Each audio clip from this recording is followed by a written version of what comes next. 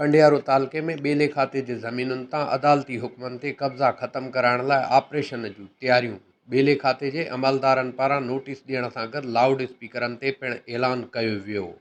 इन सिलसिले में divisional forest officer Abid Hussain Rind जे अॻुवाणी में कंडियारे तालुक़े जे मुख़्तलिफ़ हंधनि ते नोटिस जारी करे ॿेले खाते जे ज़मीनुनि तां कब्ज़ा ख़तमु करण जी तंबीह कई वई, जॾहिं त लाउड स्पीकरनि ते ऐलान पिणु कया विया। DFO आबिद हुसैन रिंद चयो त अदालती हुकमनि ते ॿेले खाते जे ज़मीनुनि तां कब्ज़ा ख़तमु करण लाइ महबदेरो कचो, कमालदेरो, भंवर पको समेत मुख़्तलिफ़ हंधनि ते ॿेले खाते जे ज़मीनुनि तां कब्ज़ा ख़तमु कराइण लाइ नोटिस जारी कया विया आहिनि।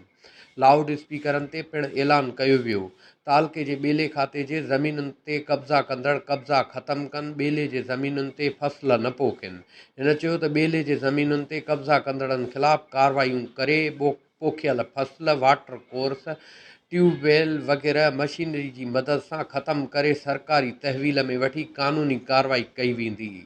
गॾोगॾु DFO आबिद हुसैन रिंद अख़्तियारनि खां मुतालबो कयो त गुज़िरियल साल ॿेले खाते जे ज़मीनुनि तां कब्ज़ा ख़तमु कराइण लाइ कार्रवाइनि दौरान अॻूणे DFO मथां हमिलो कयो वियो, जंहिंजो केस पिणु दाख़िल आहे। इन लाइ ॿेले खाते जे ज़मीनुनि ते कब्ज़ा ख़तमु कराइण लाइ मौसर कार्रवाइनि लाइ रेंजर्स जी मदद ॾिनी वञे।